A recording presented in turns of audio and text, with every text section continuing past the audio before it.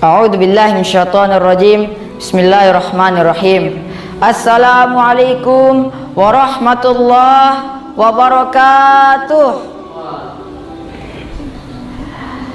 Innal hamdalillah nahmaduhu wa nasta'inuhu wa nastaghfir wa na'udzu billahi min syururi anfusina wa min sayyiati a'malina.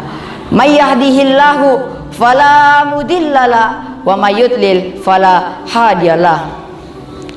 Asyhadu an la ilaha illallah wahdahu la syarikalah wa asyhadu anna Muhammadan abduhu wa rasuluh la nabiyya ba'dah.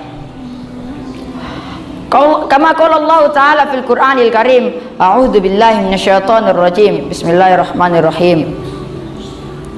Ya ayyuhalladzina amanu ittaqullaha haqqa tuqatih wa la tamutunna illa wa antum muslimun. Kama qala Allah Ta'ala fil Qur'anil Karim, a'udzu billahi minasyaitonir rajim. Bismillahirrahmanirrahim.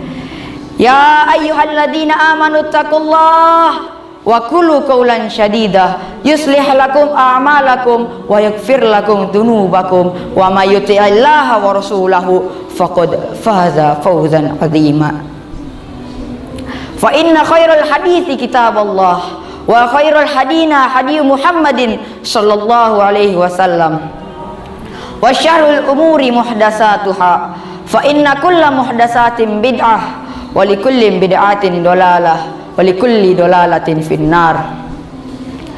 Ayol hadirin dan dimuliakan oleh Allah Subhanahu wa taala, segala puji hanyalah milik Allah Subhanahu wa taala, karena Dialah Rabb yang telah memberikan kita berbagai macam nikmat, di antaranya adalah nikmat kesehatan dan kesempatan. Serta Allah lah Rabb yang Maha Khalik, yang selalu dan senantiasa memberikan kita tumpuan kasih, belayan sayang dan limpahan rahmat. Serta Dialah Rabb yang selalu dan senantiasa merindukan taubat hambanya. Karena limpahan rahmat dari Allah, seekor gajah yang besar pun tidak akan menginjak anaknya. Seekor burung gagak yang galak pun tidak akan memakan bangkai anaknya. Serta seekor macan yang ganas pun tidak akan memakan anaknya sendiri. Karena kenapa? Karena Allah senantiasa memberikan mereka tumpuan kasih dan belayan sayang. Selanjutnya, salawat berserta salam tak lupa pula kita haturkan kepada junjungan kita, kekaribaan kita, siapa lagi kalau bukan Habibana wa Nabiyana Muhammad sallallahu alaihi wasallam. Karena beliaulah Nabi yang telah berjuang sepenuh hati, jiwa dan raganya menyampaikan risalah Al-Quran untuk segenap umat manusia, yang telah berhasil membawa kita semua dari zaman zulumat menuju zaman ila nur yang dikenal sebagai Dahabirul Islam.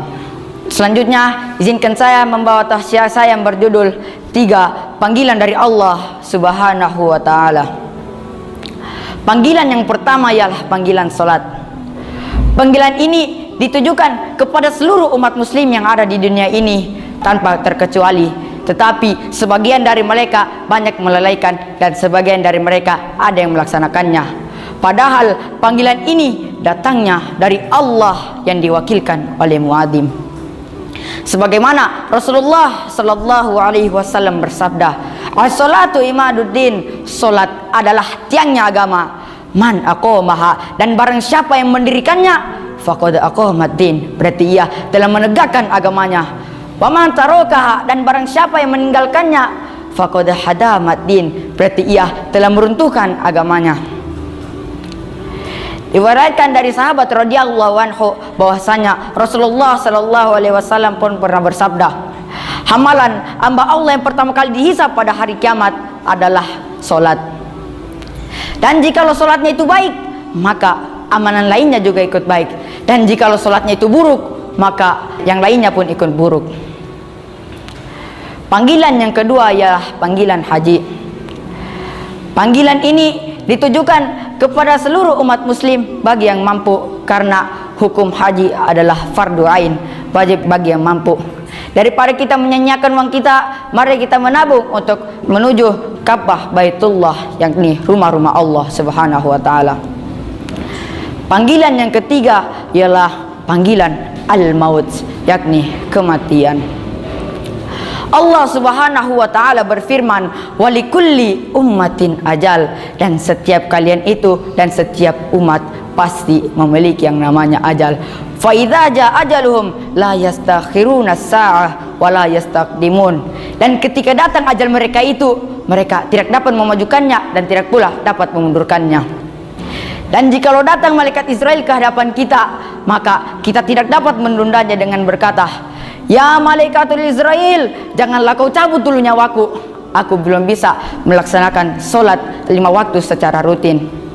Kita tidak bisa melakukan hal seperti ini karena ketika datang malaikat Israel ke hadapan kita untuk mencabut nyawa kita, kita tidak dapat menolaknya. Karena itu merupakan sunatullah dari Allah Subhanahu wa taala, karena Allah senantiasa menguji hamba-hambanya. Allah Subhanahu wa taala berfirman, wala nabluwannakum bisyai. Allah pasti akan menguji hamba-hambanya dengan sesuatu, minal khauf, dengan ketakutan, wal ju' dengan kelaparan, wa naqsi minal amwal dengan kekurangan harta, wal anfus kekurangan jiwa sampai kematian, was samarat dan kekurangan buah-buahan. Wa basyiris sabirin, dan berita gembirakanlah kepada orang-orang yang bersabar, orang-orang yang ketika ditimpa musibah mereka masih bisa mengingat kepada Allah Subhanahu wa taala. Siapakah mereka itu? Alladzina idza asobathum musibah, dan ketika mereka ditimpakan satu cobaan, ditimpakan suatu musibah dari Allah Subhanahu wa taala, qalu, mereka berkata, inna lillah wa inna ilaihi raji'un. Inna, jangankan rumah kita, inna, jangankan HP kita, istri kita, anak-anak kita, inna, diri kita ini pun lillah, hanya milik Allah, wa inna ilaihi raji'un, dan hanya kepadanya lah kita dikembalikan. Ya ayyuhal hadirin rahimakumullah, maka dari itu Allah menegaskan dalam Al-Quran surah Al-Baqarah ayat 197 yang berbunyi, watazawwadu, dan berbekallah, fa inna khairaz zadi taqwa, dan sebaik-baik bekal adalah takwa, wattaquni ya ulil albab, dan bertakwalah kepadaku wahai orang-orang yang masih menggunakan akalnya, wahai orang-orang yang masih mengingat kepadaku saat aku menimpakan musibah kepadanya. Mungkin inilah cukup yang dapat saya sampaikan, kurang dan lebihnya mohon dimaafkan. Saya tutup dengan perkataan Imam Ali karamallahu wajhahu, unzur ma qala wala tanzur ma qala. Lihatlah apa yang disampaikan, jangan melihat siapa yang menyampaikan. Ihdinas siratal mustaqim. Assalamualaikum warahmatullahi wabarakatuh.